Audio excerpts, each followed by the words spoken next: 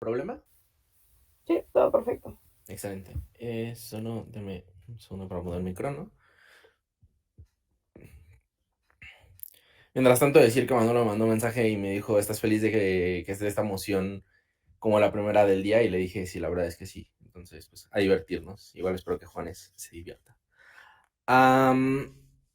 Bien, empezamos en 3, 2, 1. Panel, una moción de esperar, ¿qué es lo que nos indica a debatir? Uno, creo que nos indica a entender más cuál es el panorama global, es decir, requiere un alto trabajo de encuadre sobre cuál es la situación actual, pero segundo, sobre cuáles son las situaciones que llevan, en este caso, a que exista una amplia reducción de las tasas de interés. Es decir, es básicamente un análisis de prospectiva en términos de qué es lo que esperamos que suceda en el futuro, no solo en términos, en este caso, de factibilidad y de plausibilidad, sino también en términos de análisis de los impactos. Vamos a hacer ambos análisis en este caso para que si en general oposiciones o bajas ideas hacen un análisis de no esperar también implica hacer ciertas valoraciones sobre por qué esto es importante, aún así lo haremos dentro de nuestro discurso, no solo plausibilidad. Creemos que hay 3 elementos de encuadre importantes. El primero es el establecimiento de altas tasas de interés a nivel global. Noten que a partir de la inflación, la respuesta de los bancos centrales al unísono ha sido subir de manera significativa las tasas de interés para básicamente reducir el crédito dentro de la economía y por lo tanto intentar combatir la inflación. Esto se da en torno no solo a problemas de cuello de botella que pudieron llegar a haber existido, sino principalmente al desarrollo de actividades monetarias que tuvieron los países para solventar la crisis de COVID-19. Es decir, expansión de la oferta monetaria, básicamente para dar, por ejemplo, subsidios a las personas, en general para dar bonos de desempleo, para ayudar a que las empresas se pudieran mantener en pie, etcétera. El punto de este debate no es analizar el efecto, si estas fueron positivas o no, en general fueron una medida que se aplicó y lo que hizo fue aumentar la base monetaria que generó inflación dentro de los países y por lo tanto esos esfuerzos significativos a nivel global de combatir la inflación a través de altas tasas de interés. Segundo, que tenemos economías muy tensionadas. Noten que lo que hacen las tasas de interés al estar significativamente altas en muchos países por encima de los 2 dígitos, lo que hace es que se genera una restricción del crédito hacia 2 sectores. Uno, hacia el sector privado, significa que las empresas, por ejemplo, las corporaciones que existen actualmente y las nuevas empresas tienen dificultades para obtener menos crédito. ¿Qué es lo que significa? Que se generan menores pymes, es decir, menores pequeñas y medianas empresas. Esto lo que significa es que probablemente se crea menos empleo, se crea en general menos estructura productiva, lo que significa, uno, menos bienes, pero 2, significa también menor empleo. Pero no solo esto, sino también las corporaciones grandes que son responsables, por ejemplo, en muchos países de generar altas cantidades de empleo con buenos salarios, lo que hacen es que no pueden seguir expandiendo sus operaciones al tener tasas de interés tan altas de financiamiento y por lo tanto deciden no expandir su negocio. Lo que esto significa es que tenemos economías altamente tensionadas que, por ejemplo, no han aumentado en Producto Interno Bruto básicamente de manera real, es decir, que no han superado lo que ha quitado la inflación y básicamente no han crecido, sino que han llegado a decrecer.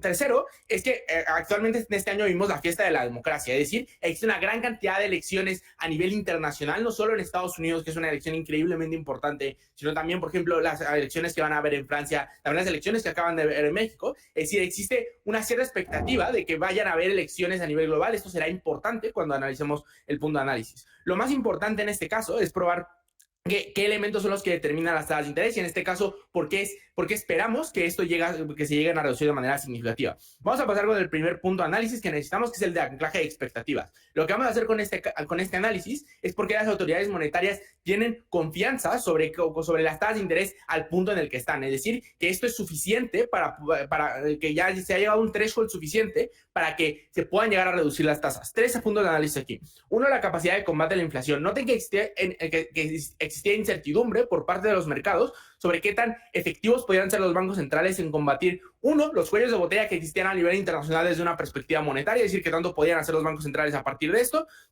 en general los gobiernos, que es decir, no, había desconfianza sobre esto, pero segundo, qué tan efectivos podían llegar a ser los bancos centrales en combatir la expansión cuantitativa, es decir, instrumentos que nunca se habían usado a pesar solo de la crisis de 2008, donde hubieron otros problemas por los cuales no generó inflación, pero en este caso, cuando existían instrumentos diferentes, existía incertidumbre de los mercados de que no lo pudieran combatir. Noten que la mayoría de los países actualmente han reducido su inflación de manera significativa en torno al 5 o 3%, que sigue estando por encima de muchos de los objetivos de inflación, pero es significativo significativamente más baja que los 2 dígitos que la mayoría de países llegaron a tener en su momento. Segundo, estabilidad monetaria. Noten cómo los tipos de cambio se han más o menos estabilizado entre los países y lo que esto hace es que los mercados tengan cierta confianza de que no vayan a haber volatilidades. Lo que esto significa es que en términos reales se ha alcanzado cierta estabilidad monetaria en tipo cambiario. Lo que eso significa es que existe confianza por parte de los mercados de que más o menos los tipos de cambio se van a mantener estables en torno a lo que están actualmente. Y tercero, es que se reforzó la autonomía de las autoridades monetarias en que no iban a ceder hacia las presiones políticas de los gobiernos. Creo que lo que esto hace es reforzar que los bancos centrales son autoridades serias, que las personas que han estado actualmente han logrado combatir la inflación y que por lo tanto existe suficiente confianza para que incluso si bajan las tasas de interés, probablemente no tenga demasiados efectos en la inflación y por lo tanto, incluso si aumenta un poco, simplemente por expectativas de futuro, en términos reales, se tiene confianza de que estos bancos centrales pueden llegar a combatirlo. Es decir, las acciones de los bancos centrales de ser estrictos ya han sido suficientes para mostrar que pueden llegar a combatir la inflación. Antes de continuar, le doy punto a la baja si tienen. Nosotros no debemos defender que las tasas van a aumentar en nuestro lado significativamente. Podemos mantenerlas igual. Sí, me parece bien, pero eso tiene un problema significativo. Y vamos a pasar con el segundo punto, que es el del ciclo económico. Creemos que existe un problema significativo y es que cuando existe esta tensión, es altamente probable que se intenten generar mecanismos para cambiar la política monetaria. Eso se da porque los presidentes de las reservas, los presidentes de los presidentes de los bancos centrales son elegidos directamente por los ejecutivos. Y noten que justo cuando estamos en un contexto en el que hay muchas elecciones, lo que esto hace es que exista mucha presión política para decir, hey, no solo no permites que el sector privado crezca y por lo tanto no crece el Producto Interno Bruto y por lo tanto no crece mi recaudación, sino que directamente el tener tasas de interés altas significa que yo tengo mayores dificultades para financiarme dentro de los mercados internacionales porque básicamente ahora me tengo que financiar con un 11% de tasa de interés yo como Estado. Lo que esto hace es que existen muchísimas presiones por parte de los políticos para hacer esto. Noten que esto viene especialmente de un contexto donde las derechas populistas tienen especial poder y, por ejemplo, justo en Estados Unidos, Trump lo que activamente ha dicho es, yo voy a quitar a Jerome Powell porque el cabrón tiene una política monetaria altamente restrictiva y yo lo que necesito es que Estados Unidos crezca. Pero segundo, también existe presión por parte de la sociedad civil, que esto se refleja ya sea a través de votos o directamente hacia presiones hacia el Estado. Creemos que lo que esto hace es muy probable un cambio político en términos de que si los banqueros centrales no cambian su política monetaria y se presentan elecciones, probablemente quienes lleguen a las elecciones tengan fuertes presiones por parte de la población para legitimarse al inicio de su mandato de cambiar a la persona dentro del Banco Central. Noten que esto es significativamente más perjudicial para la estabilidad financiera porque no se sabe si ellos van a combatir de la misma manera la inflación. Por lo tanto, los banqueros centrales tienen fuertes incentivos a nivel personal para reducir significativamente las tasas de inflación, para evitar que se les deponga. Por todo esto, extremadamente feliz de proponer. Muchísimas gracias por este discurso. Para abrir el caso por su cámara, invitamos a la primera persona oradora de Alerta de Opon. No sé, Juan, si ya te funciona el micro acá o si pasa o si Dani te va a llamar.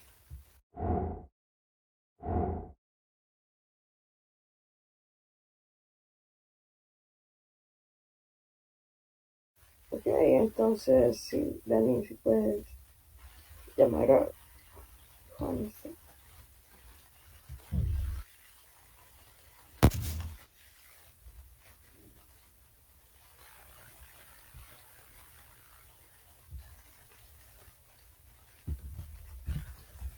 Hola, ¿ahí me están escuchando? Sí. Sí, listo. Ahora Juan les habla. Listo. ¿Me escuchan a mí? ¿Todo bien? Sí, se escucha. Oh, perfecto. Listo. Bueno, mientras pongo acá el tiempo, solo quiero decir que odio la virtualidad. Sí. Viva Zoom y ya. Entonces, voy a empezar... No, espera. Ahora sí. Voy a empezar en 3, 2, 1, ya. Dos cosas fuera del contenido del debate que hay que aclarar para que tengamos el mejor debate posible. Uno, sobre la moción, ¿no? La moción es una moción de esperar, no necesariamente es de predecir, porque cuando tenemos de esperar es como la traducción en inglés de hopes que establece, por ejemplo, el Words, que lo que más que todo es hopes es en términos de esperanza, es decir, que es una forma análoga de apoyar una situación, ¿no? Si habláramos de qué es lo que va a pasar en el futuro, tendría el verbo de predecir. Lo que tenemos que hacer nosotros también en este debate es poner un juicio de valor de si consideramos que reducir significativamente la tasa de interés es algo importante. Creo que es algo que le faltó muchísimo a la Cámara Alta de Gobierno. Segunda pieza de encuadre.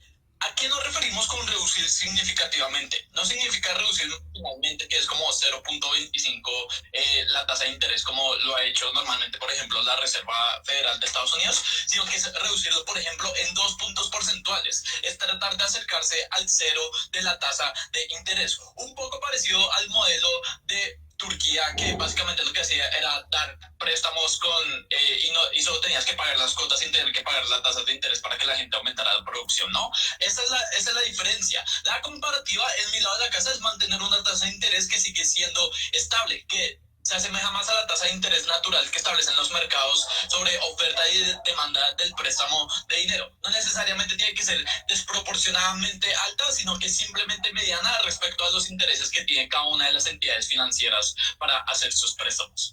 Dicho todo eso, entonces vamos a explicar cómo funciona el contexto del mundo actual y por qué creemos que es altamente importante no reducir significativamente la tasa de interés.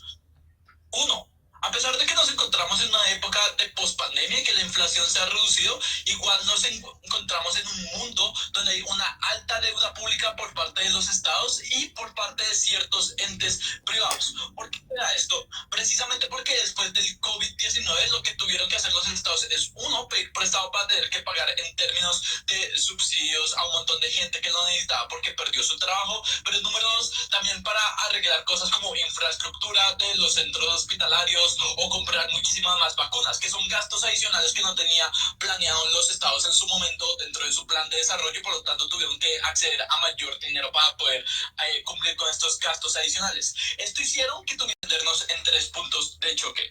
Uno, cómo reducir significativamente la tasa de interés. Lo que hace es hacer un desbalance en la balanza de pagos. Dos, cómo esto va a afectar las inversiones del mercado financiero a nivel mundial. Y tres, cómo esto afecta a nivel empresarial y los intereses de los privados en términos de producciones.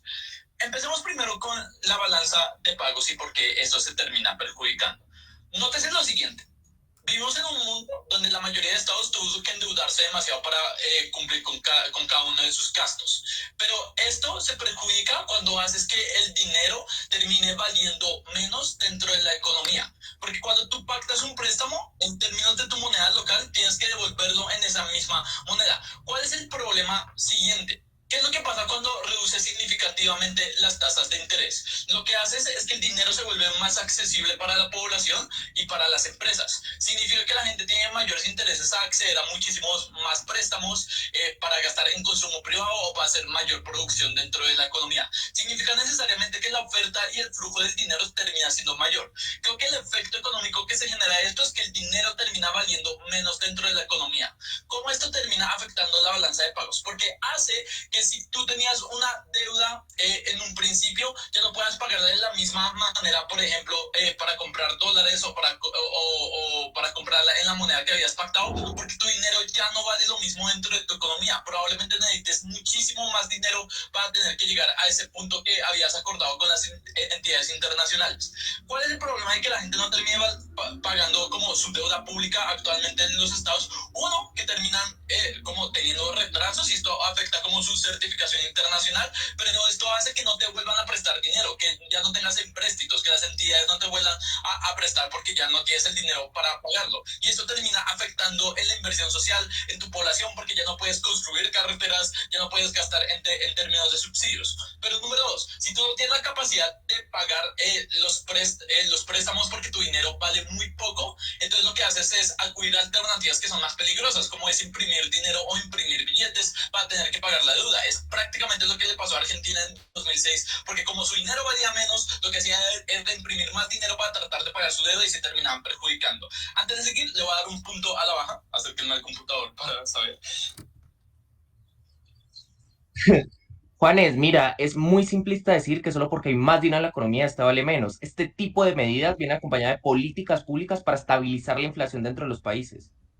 Ok, te dejo la carga de la prueba de especificarme eso porque es abstracto. Vamos con el tema de por qué esto reduce las inversiones. Nótese lo siguiente, ¿por qué el dólar terminó valiendo muchísimo durante la pandemia? Precisamente porque tenían una tasa de interés alta y lo que hacían los inversores, es decir, los capitalistas, los que están en el mercado de valores, era poner su dinero dentro de la economía norteamericana en pro de que la tasa de interés les devolviera muchísimo más dinero porque estaba alta. ¿Qué significa cuando reduces significativamente la tasa de interés? Significa que lo reduces de una manera no paulatina, sino una manera radical y en segundo lugar, en un gran margen. Esto termina perjudicando las especulaciones de la mayoría de inversores que pusieron su dinero dentro de la economía, porque ahora lo que hacen es asustarte porque sus planes fracasaron, porque lo que ellos esperaban era una tasa de interés alta y por lo tanto iban a recibir muchísimo a cambio, pero ya no lo van a recibir. Esto implica fenómenos especulativos como retirar dineros, como hacer como burbujas dentro de la población, porque lo que hacemos es que no tenemos certeza de lo que va a pasar en el futuro, ya que las entidades financieras están locas y están moviendo la tasa de interés de una manera muy radical. Por lo tanto, se pierden inversiones, se pierde la capacidad de producción, pero incluso en el caso donde en verdad la gente pueda sacar muchísimos préstamos, las empresas puedan aumentar su producción, creo que esto termina siendo malo, porque genera una expansión innecesaria. Significa que ahora usan estos préstamos para gastar en maquinaria, para contratar más trabajadores, como decía Lino, pero el problema es que la gente no está consumiendo porque la gente tiene un incentivo al ahorro después del COVID-19 y por lo tanto no va a gastar tanto. Significa que va a ser una expansión innecesaria y una pérdida de inventario, una pérdida de productos que habían establecidos. Creo que esto va a ser malo para la productividad a largo plazo. Por todo esto, porque les expliqué que esto afecta a nivel estatal, pero también a los privados y los inversores, orgullosísimo de oponer. Muchísimas gracias por ese discurso. Para cerrar el caso por cámara, invitamos a la segunda persona oradora de Alta Gobierno, here.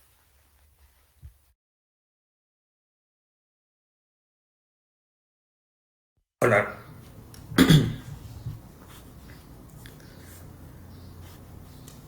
Ok. Yo siempre que esto pasa, y aparte pasa siempre, repito lo mismo, pero no sé por qué tenemos esta tendencia de poner las noticias económicas en la mañana. Podríamos haberlo hecho ayer en la tarde. Esto es un crimen de odio. Ok. Voy a empezar con mi discurso en 3, 2,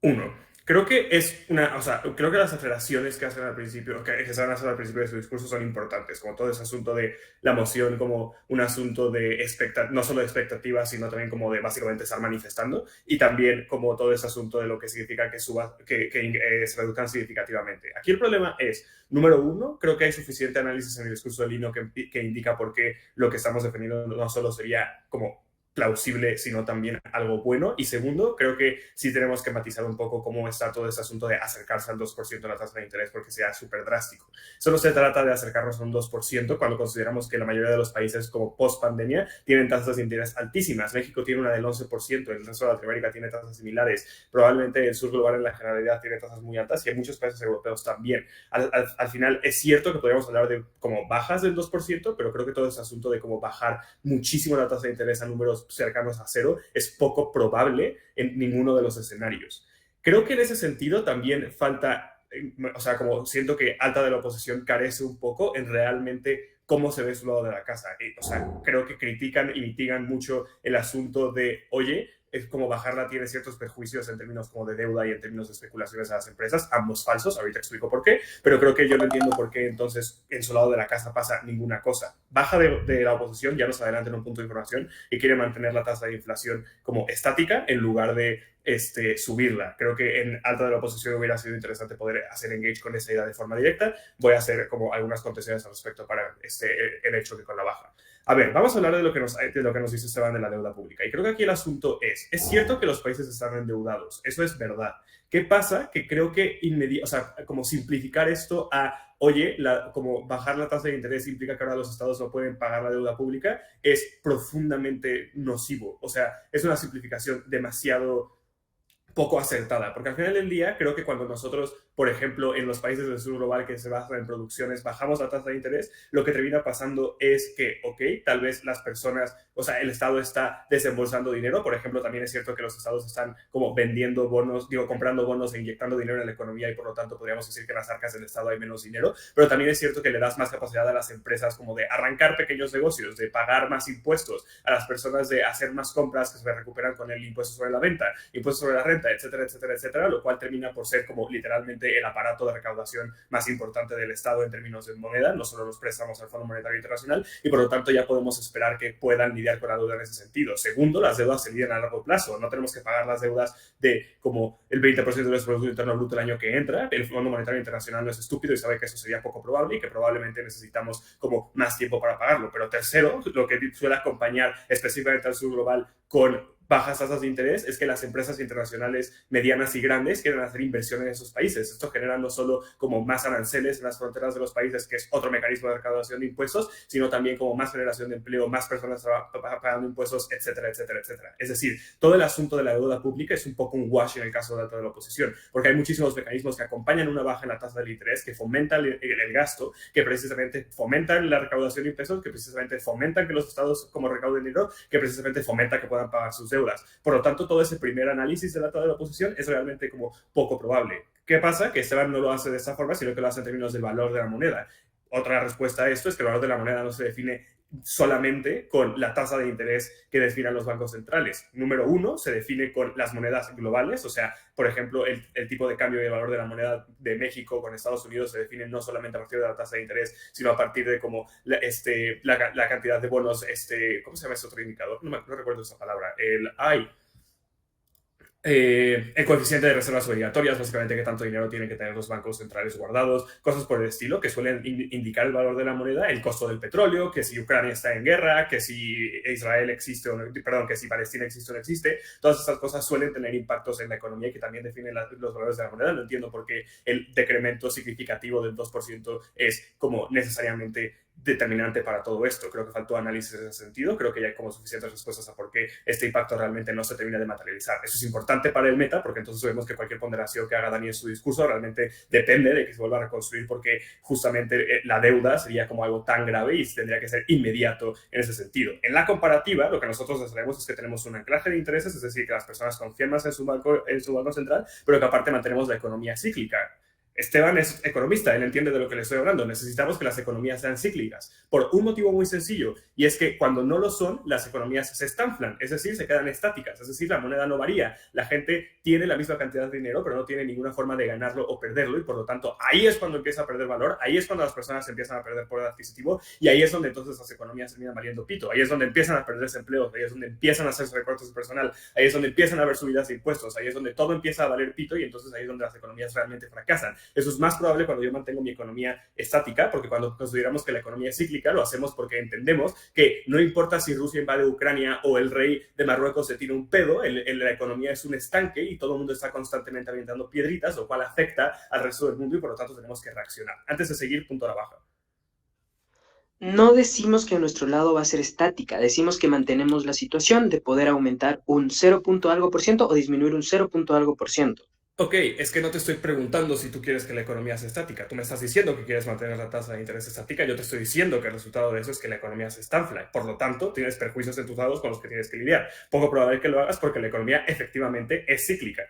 Ahora, segundo, todo el asunto del ciclo económico que nos dicen, de como las especulaciones de las empresas, creo que ya está lidiado eso en mi discurso cuando les digo que realmente las empresas, número uno, no son estúpidas y tienen proyecciones respecto a cómo poder esperar precisamente que bajen las tasas de interés, porque tiene sentido pensarlo después de las subidas drásticas de una pandemia y por lo tanto esas proyecciones están como dentro de sus planes de inversión. Pero segundo, que las empresas realmente terminan teniendo más incentivos de invertir en diferentes países para poder generar más dinero. Eso implica que toda la segunda línea de análisis que nos trae Alta de la oposición termina por no materializarse. Ahora, ¿cuáles son los beneficios como exclusivos de bajar las tasas de interés? Bastante sencillo. Creo que impactan principalmente en el comercio, precisamente justo porque se incrementa la probabilidad de inversión extranjera, se termina como fomentando el comercio. Creo que cuando entendemos que el mundo, por la guerra comercial que tienen China y Estados Unidos, está tendiendo a lógicas de nearshoring, el hecho de que empresas extranjeras puedan invertir en cosas más cercanas a las suyas y fomentar el crecimiento de la economía en países vecinos, termina dependiendo de que las personas puedan hacer gastos de los productos que yo estoy produciendo. Si yo como empresa estoy gastando millones en una materia prima para vender lápices en un país que antes no los vendía, yo necesito tener la certeza de que las personas tienen el capital necesario para comprármelo. Esto solo pasa cuando los bancos centrales fomentan el gasto. Por eso podemos no solo esperar que crezca en términos especulativos que baje la tasa de interés, sino manifestarlo como algo bueno, porque termina fomentando el crecimiento de diferentes empresas y por lo tanto economías en la generalidad.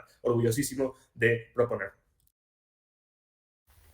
Muchísimas gracias por ese discurso. Para cerrar el debate en cámaras altas, invitamos a la segunda persona oradora de alta oposición, here.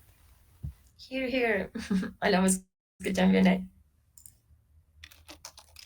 Sí, se escucha perfecto. Super. Entonces pongo el cronómetro. A ver.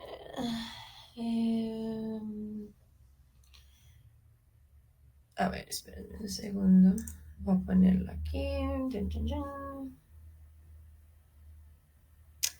Y gracias por el debate. Empecemos en 3, 2, 1.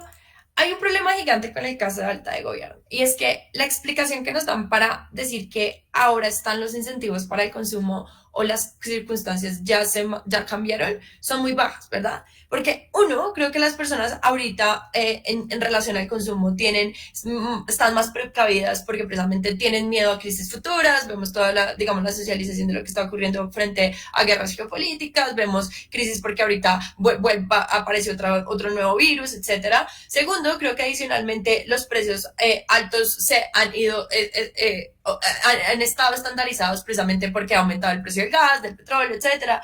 Y tercero, porque adicionalmente la gente ahorita está endeudada. ¿Qué significa eso? Que probablemente ahorita lo que está usando el dinero es para pagar a los bancos o probablemente para, guardarlo o tener una reserva suficiente para ese tipo de prevenciones. ¿Qué es lo que ocurre entonces? Nos dicen que por la sola entrada, de la empresa, ya automáticamente yo pago impuestos y eso hace que precisamente yo esté en un momento, bueno de deuda y no tenga, este riesgo a impago.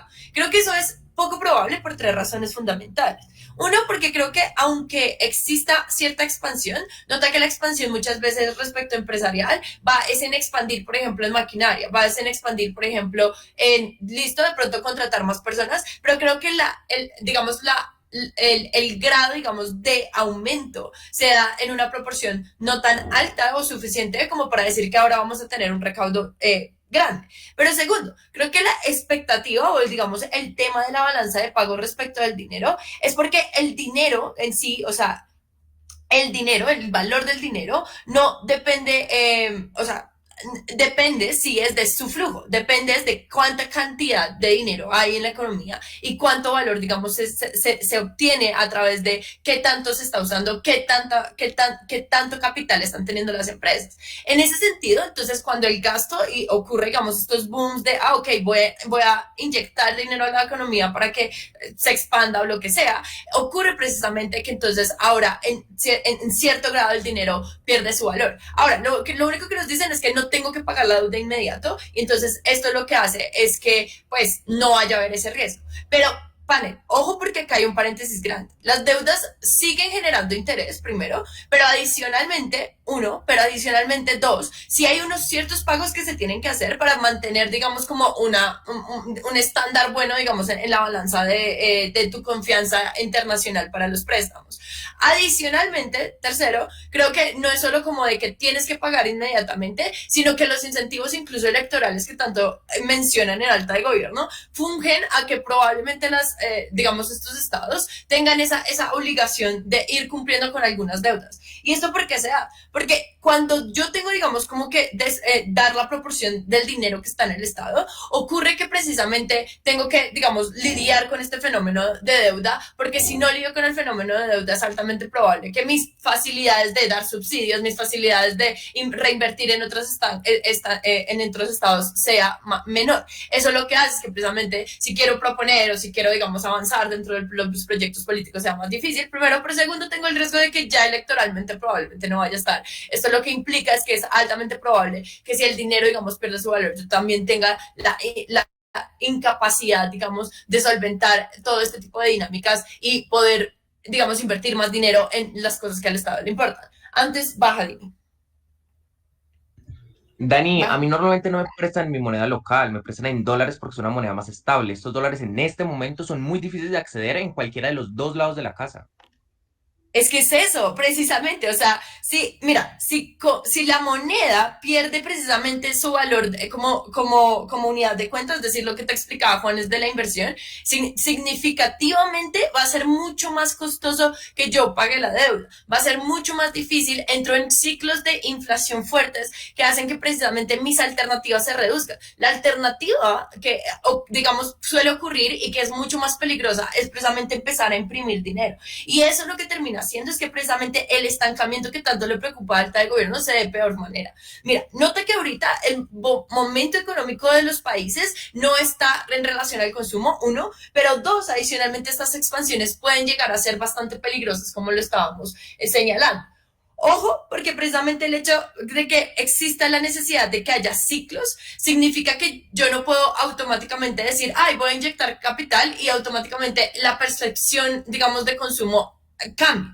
Incluso si yo hago las mejores campañas, nota cómo, digamos, esas consideraciones o esas afectaciones frente al riesgo que han tenido las personas y esas prevenciones hacen que probablemente yo no pueda mover la economía de la noche a la mañana. ¿Eso qué significa? Que probablemente mis circunstancias digamos, de solución para que la economía se mantenga bien tienen que llegar a ser un poco más conservadoras. Creo que aquí es donde mantengo precisamente la independencia de que no esté supeditada a que los cambios o las fluctuaciones de moneda hagan que precisamente yo pierda la oportunidad de, uno, de consumir más, porque al final cuando el dinero está bajando yo probablemente consumo menos, dos, de precisamente poder hacer los pagos necesarios para subsidios o poder apoyar a la gente en las dinámicas, y tres, que adicionalmente precisamente los controles se vuelvan menos proporcionados. Mira, desde alta de oposición te explicamos tres cosas. Uno, creo que es muy peligroso como reserva de valor precisamente del dinero, tenerlo en estas proporciones y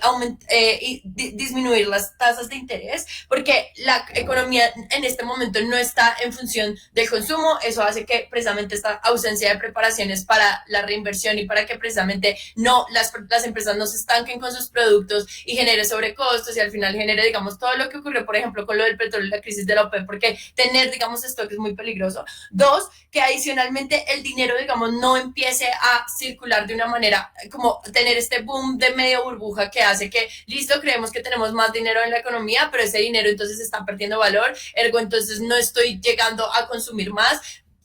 Básica trampa de la deuda,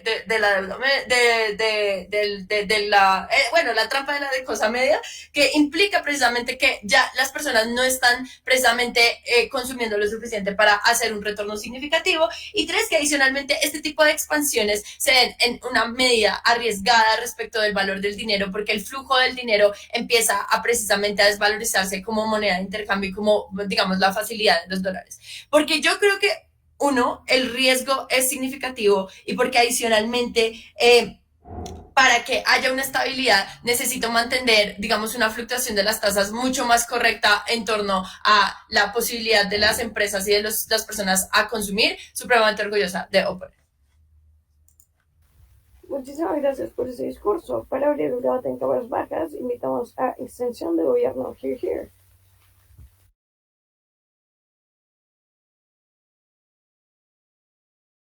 Hola, ¿ahí me escuchan bien? Sí, se escucha perfecto. Ok, súper. Bueno, un saludito, espero que estén muy bien. Besos y abrazos. Y ya va a empezar.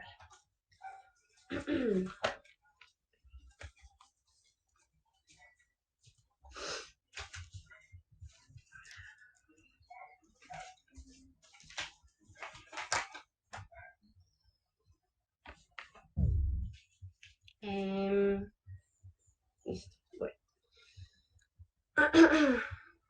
Panel, creo que mi cámara alta falla en dos cosas. Uno, en explicar realmente por qué la vida de las personas estaría muchísimo mejor y esperamos que realmente esta medida suceda. Creo que no es suficiente probar la plausibilidad. Creo que incluso no hay mecanismos para ver cómo se daría necesariamente esta medida. Y dos, no hay explicaciones de por qué es la necesidad de que sea tan significativa esta reducción. Vamos a entrar en esas dos medidas. Creo que es muy importante entender que en efecto en este debate ya existe una contextualización de por qué, por ejemplo, contextos como la crisis del COVID ha hecho que la gente tenga miedo, que la gente, por ejemplo, haya para poder salir del COVID haya mucho menos dinero o existiera mucho menos dinero en circulación, porque empezaron a caer muchas empresas, porque tenía que ahorrar el dinero, porque no sabía cuánto iba a durar la crisis, pero en especial porque llegaban también crisis como las guerras que existen actualmente, por ejemplo, en Ucrania o en Palestina. Creo que esto es muy importante porque ha hecho que exista mucha incertidumbre sobre si debo consumir ahora o no, si debo circular el dinero o no. Esto ha tenido muchas implicaciones negativas en la actualidad y cuando se suben estas tasas de interés. Ha hecho que las empresas no puedan producir realmente porque no saben cuánto le van a comprar y se reduce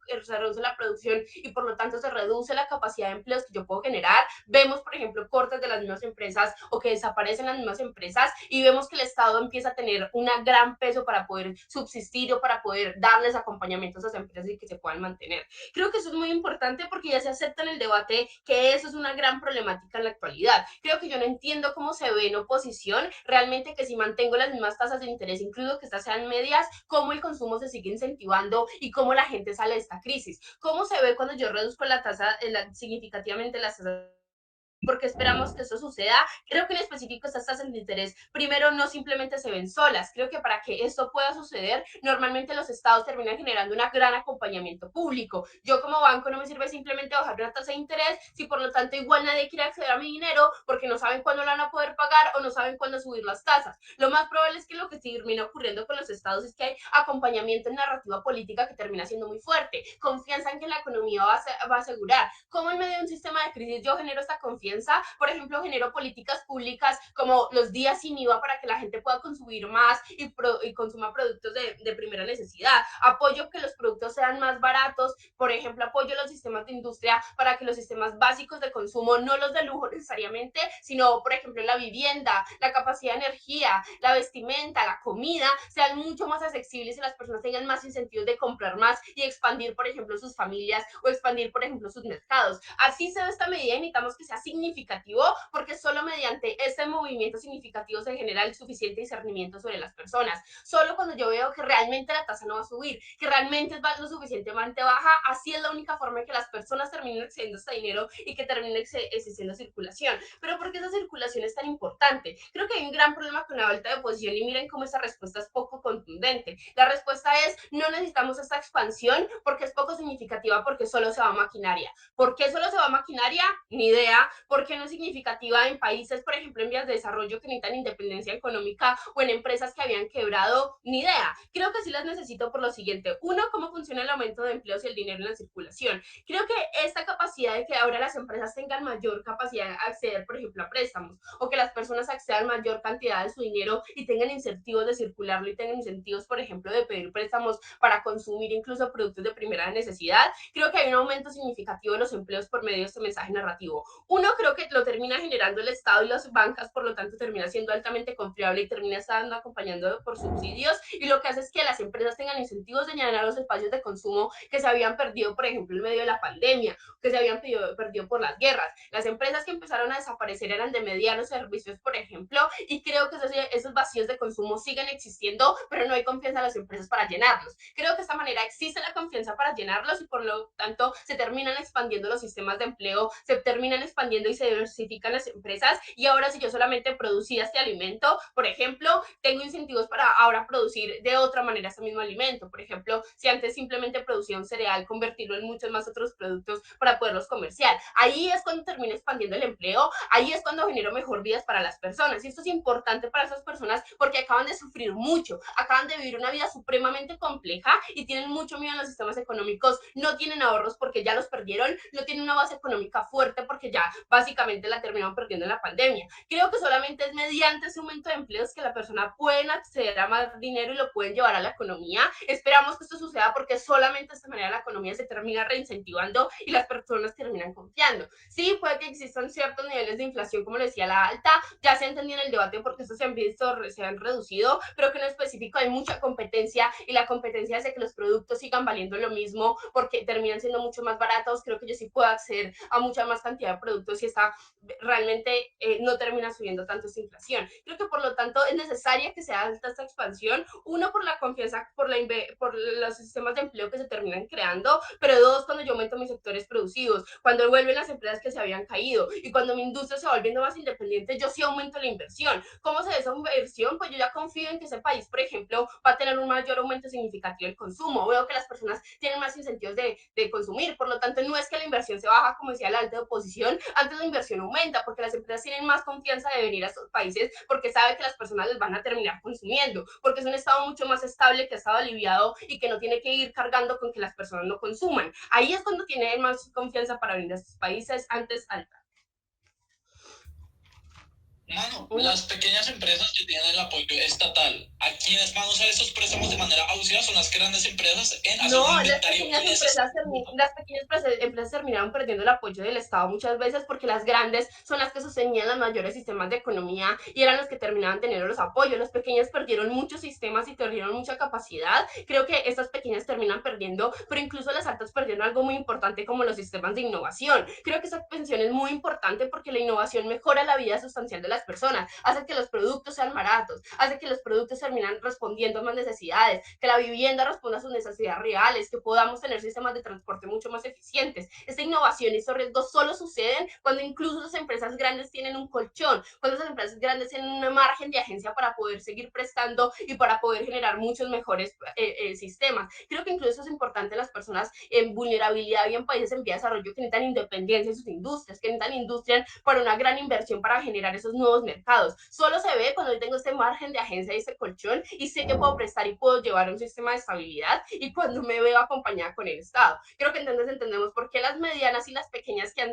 perdido apoyo están mucho mejor, pero incluso las grandes tienen un margen de innovación mucho más importante para la vida de estas personas. Hay mucho más empleo, hay una mejor circulación. Muchísimas gracias por ese discurso. Para abrir el caso por su cámara, invitamos a extensión de oposición. Hola, ¿me escuchan? ¿Me ven? Sí, se escucha y se ve. Va.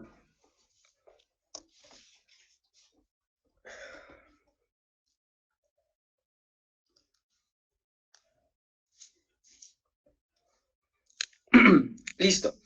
Inicio en 3, 2, 1.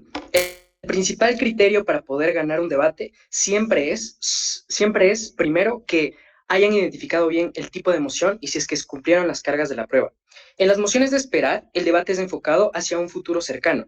El pasado y el status quo no son debatidos por ningún debatiente. Debemos acordar un futuro cercano y sobre ese futuro cercano que hemos acordado, entonces, a partir de ahí, empezar a demostrar los contrafácticos. El lado de gobierno defiende un mundo en el que tal vez lo más razonable es que si es que ya no hay tanta inflación, podemos reducir las tasas de interés. ¿Y cómo se ve ese mundo a partir de ahí? El lado de oposición defiende un mundo en el que después de que ya no hay tanta inflación, nosotros tenemos tasas dinámicas. No decimos que van a ser estáticas, decimos que son dinámicas, no aumentamos significativamente, no reducimos significativamente, aumentamos en un 1% si lo hace falta, disminuimos en un 1% si lo hace falta. No tenemos la carga de la prueba de demostrar otra cosa. Con este encuadre, que es la manera en la que debemos debatir esta moción, vemos que la que más incumple esta carga de la prueba es segundo gobierno, porque segundo gobierno dice debemos empezar a mejorar la vida de las personas de ahora. No estamos debatiendo eso, estamos sobre un futuro cercano en el que ya los problemas de la inflación no están tan atenuados como han estado en el pasado. Sobre ese encuadre vamos a construir el caso. Lo primero es un encuadre estratégico sobre un futuro cercano. Creemos que actualmente ya el dólar está en peligro, pero en un futuro cercano creemos que el dólar ya no será la moneda predominante. ¿Por qué? Primero, porque tenemos competencia de otras monedas como el euro de la Unión Europea, el yuan de China y las alternativas impulsadas por Oriente mediante las BRICS, Brasil, China, India, Sudáfrica. ¿Por qué la predominancia del dólar va a caer? Lo primero tiene que ver con la expansión por el miedo de Europa Oriental. Muchos países han decidido de Europa Oriental querer entrar a la Unión Europea, Moldavia, Montenegro, Macedonia, Serbia. Todos estos son comercios que primero el comercio de la Unión Europea ya es gigante, pero ahora imaginen que entren todos los comercios que la Unión Europea ya ha iniciado las negociaciones para hacer que entren. Esto significa que hay más transacciones que se empiezan a dar en euro y por lo tanto ya no todos los países ocupan al dólar como moneda predominante, primero. Segundo, China tiene un mercado gigantesco. Primero, puede obligar a países del sudeste asiático, Camboya, Vietnam, Tailandia, a comerciar con su moneda. La ruta de la seda que hace que tenga que comerciar con su moneda todos los países por los que pasa la ruta de la seda. Y segundo, condenación de deudas a países que quieran comerciar con su deuda. Esto hace que el dólar pierda predominancia porque hay transacciones que se están haciendo en el yuan en vez del dólar. Pero tercero, las BRICS contienen a 3 de las economías más grandes del mundo, Rusia, China e India, lo que significa es que el dólar ya no todos guardan sus monedas en dólares porque empiezan a hacer transacciones en otro tipo de moneda. Si esto es verdad y ahora tenemos una competencia multipolar entre que muchos países tienen monedas que son muy fuertes, entonces que reduzcan significativamente primero la Reserva Federal en Estados Unidos, luego le siga la Unión Europea y después le siga China, pone en riesgo absolutamente todas las monedas porque crea inflación desmesurada en absolutamente todo el mundo. Como compiten, ahora cada una de ellas tiene más fuerza, ya no pueden insertar más dinero en la economía porque cada una genera inflación. Vamos a demostrar a partir de aquí 2 mecanismos que creemos que se mantendrán en el futuro cercano. Primero, sobre la guerra comercial. Es probable que se mantenga en un futuro cercano porque es un riesgo político para ambos países. Así es que China pierde la predominancia y ya no es el país elegido por todos por sus productos, entonces China tiene un riesgo político gigantesco frente a Estados Unidos. Lo mismo con Estados Unidos. Por lo tanto, la guerra comercial en un futuro cercano es probable que se mantenga. Si esto es verdad, entonces creemos que esto genera inflación por 3 razones. Primero, por el aumento de los aranceles que causa un elevado precio de manera generalizada en la economía. Segundo, por estrategias de devaluación de la moneda que toman ambos gobiernos para hacer más competitivos, pero tercero, por sanciones económicas que se imponen el uno al otro, lo cual hace también que haya menos productos y como hay menos oferta, aumenta la inflación de manera generalizada alrededor de todo el mundo porque estamos hablando de las 2 economías más grandes del mundo. Ahora, ese es el primer mecanismo. El segundo mecanismo tiene que ver con la crisis energética. La demanda por grandes tecnológicos gigantescos ha aumentado. Ahora, el hecho de que muchos gigantes tecnológicos estén demandando microchips y semiconductores porque es el nuevo petróleo del mundo, hace que haya una crisis gigantesca. ¿Por qué? Por 2 razones. Lo primero es que consumen una cantidad de energía gigantesca por 2 razones. Lo primero es que tienen que procesar millones de bits de información en segundos y lo segundo es que la infraestructura para mantener este tipo de semiconductores es excesivamente cara y por lo tanto tienen una demanda energética muy, muy, muy grande. Si ahora es grande, en un futuro cercano significa que será aún mayor. Si esto es verdad, entonces lo que significa es lo siguiente. En un futuro cercano, que es en donde debe debatirse esta moción, la capacidad adquisitiva que tienen las personas cuando disminuimos las tasas de interés porque produce, como el dólar ya no es predominante y todo el mundo es probable que tenga inflación, entonces causamos precios elevados en toda la economía que reduce la capacidad adquisitiva de la mayoría de las personas, primero. Lo segundo es que la crisis energética se acentúa porque ahora es más difícil para los países tener que negociar con otras cosas, como por ejemplo petróleo, por ejemplo con las energías renovables, etcétera, etcétera, etcétera. Los impactos de esto son 3. El primero es que hay un aumento de los precios y la capacidad adquisitiva de las personas hacen que cada vez por ejemplo, puedan adquirir menos cosas para estudiar, para comprar canastas básicas, rentas, absolutamente todo. Segundo, porque esto también genera un estancamiento empresarial porque no pueden demandar lo mismo, porque ya su dinero no vale lo mismo y por lo tanto son menos productivas porque ya no pueden ofertar lo que ofertaban antes. Y lo tercero tiene que ver con los empleos. Como ya no pueden ofertar tanto, ahora prescinden de trabajadores y por lo tanto esto genera graves problemas en la economía porque se reduce y se contrae. Antes, primer gobierno. China actualmente está en deflación y no puede controlar su política monetaria y el Banco Central Europeo ha aplicado programas básicamente para rescatar a los países como España y Grecia de la crisis de COVID. Es decir, existe incertidumbre de estos países sobre poder mantener el valor de su moneda y por lo tanto nadie quiere mantenerlo como unidad de cuenta, literalmente. Entonces, tu caso es poco probable. Que China tiene deflación. O sea, me parece poco probable de manera intuitiva, pero también como conocimiento específico. Si China se la vive haciendo un montón de puertos alrededor de todo el mundo, eso significa que imprime mucho dinero para poder costear todo lo que hace. Significa que es imposible que China tenga deflación. No lo ha tenido desde que inició el Partido Comunista Chino. Sobre lo segundo de la Unión Europea, es falso. Noten que quieren tener más predominancia en su moneda porque de esa manera hacen que la gente pueda comerciar mejor con otros productos. Ahora, sobre el posicionamiento de esta extensión, porque me ha sobrado tiempo. Miren, lo más importante en este debate no era sobre lo que está pasando ahora, porque el punto que me hace primer gobierno tiene que ver con mecanismos de ahora, lo que dice segundo gobierno tiene que ver con mecanismos de ahora de que la gente ahora está mal. No se debate así esta moción. La manera en la que se debate esta moción es, acordamos un futuro cercano en el que es probable que reduzcan las tasas de interés porque tal vez ya no hay tantos problemas de inflación, y sobre ese futuro cercano iniciamos los contrafácticos. Gobiernos defendiendo, que creo que el primer gobierno lo ha hecho mejor, y nosotros defendiendo por qué es incluso malo, aunque ya haya reducción de la inflación, porque los dos mecanismos que di, la guerra comercial y la crisis energética, en cualquier escenario, segunda oposición. Muchísimas gracias por ese discurso. Para cerrar el caso por Cámara y bancada de gobiernos, invitamos al látigo de gobierno. Here, here.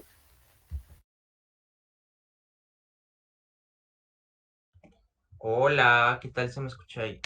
¿Se me escucha bien? Mal, Sí, se lejos. escucha perfecto.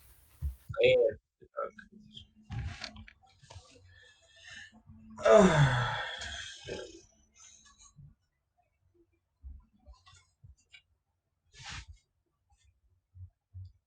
Panel diferencias con mi cámara alta. ¿Qué les explica mi cámara alta y cómo que lo explica Manu? ¿Es uno o mejor o es necesario para entender lo que ellos nos explican? Miren, lo que les explica mi alta es probablemente por qué al final las economías terminan siendo cíclicas, pero yo no entiendo de qué manera las economías son cíclicas. Eso solo viene explicado cuando Manu les muestra cómo necesariamente las personas necesitan el dinero de sus trabajos para poder seguir consumiendo las cosas, y la única forma de que esos trabajos se mantengan es cuando las empresas tienen capacidad de expansión. Pero también en términos de contextualización, Manu lo único que les explica cómo probablemente hay un estancamiento del consumo luego de estando en un contexto pospandémico donde es necesario y se hace necesario entender cómo las personas tienen cierto miedo a consumir y tienen cierto miedo a generar ahorros. Pero dos, no es la única que le responde la alternativa de por qué probablemente las personas sí van a empezar a consumir, no solamente porque hay más o pueden acceder a más dinero, no, sino porque necesariamente esto, la única manera que se hace esta medida es con acompañamiento estatal al consumo, cuando el Estado entendemos que genera campañas paulatinas para que las personas vuelvan a consumir, cuando el Estado es el que termina generando políticas públicas para que el Estado, para que las personas generen y empiecen a gastar su dinero. Es la única forma que el caso de mi alta se dé, ¿cierto? Porque yo no entiendo por qué las personas realmente van a empezar a consumir y ahí sí se va a reactivar el ciclo de la economía. Solo sucede cuando Mano les explica por qué las personas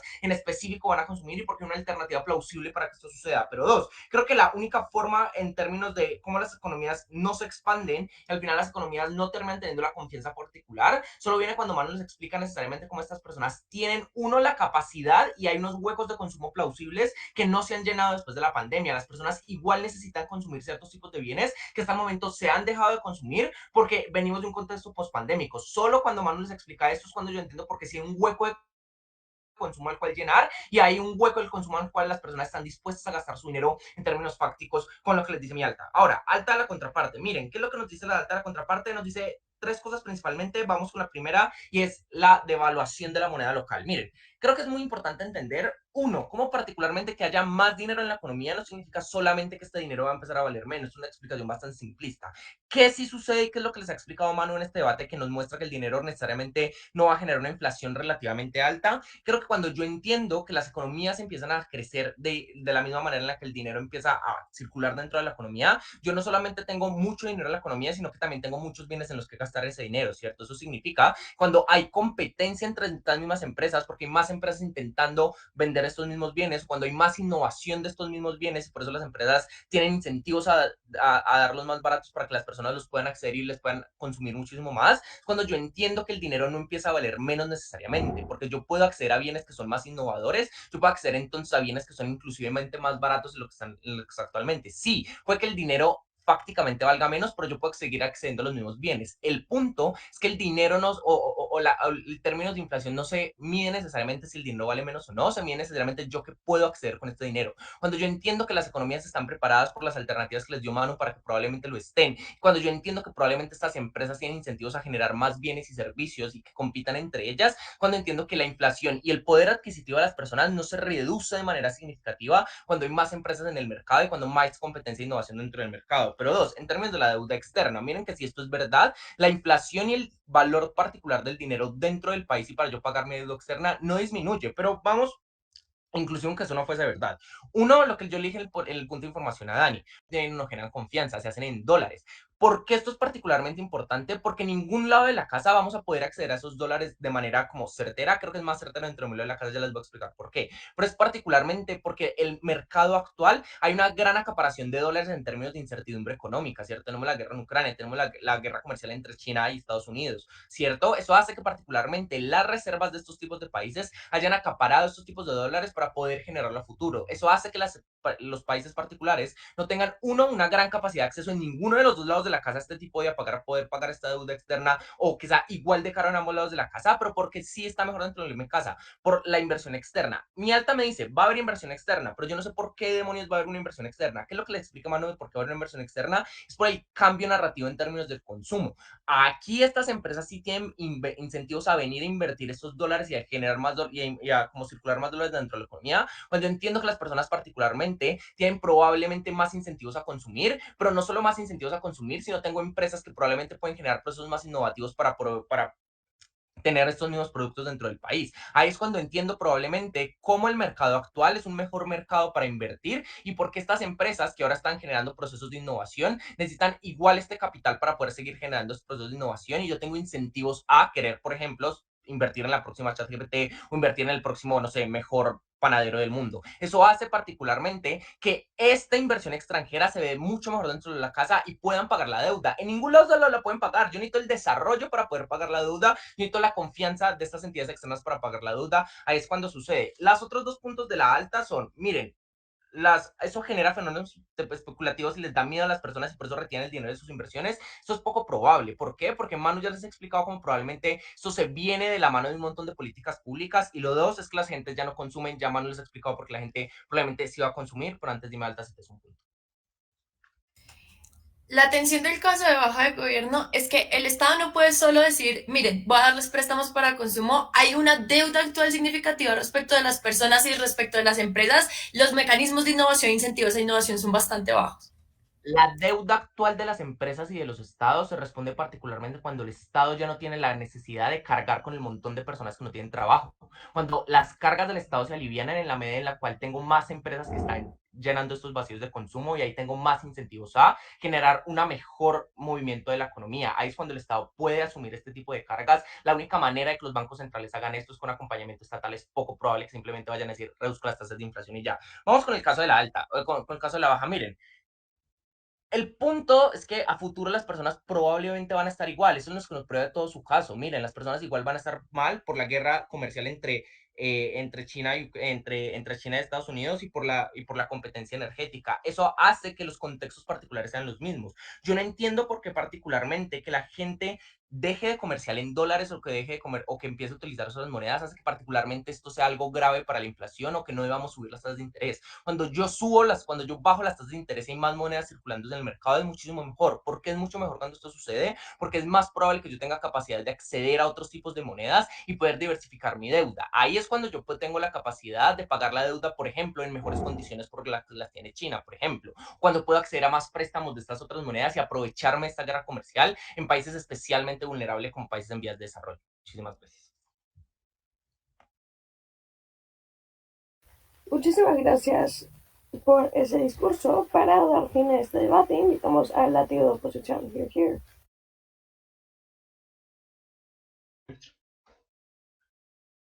Hola, ¿me pueden confirmar que se me escucha bien? Sí, se escucha. Va, solo estoy acomodando el espacio, voy a mandar un saludo a la sala, igual a las personas de USFQ que están viendo esto, y, oye Javi, ¿le puedes subir el brillo? ¿Cómo le subí? Ahí está, ya, perdón.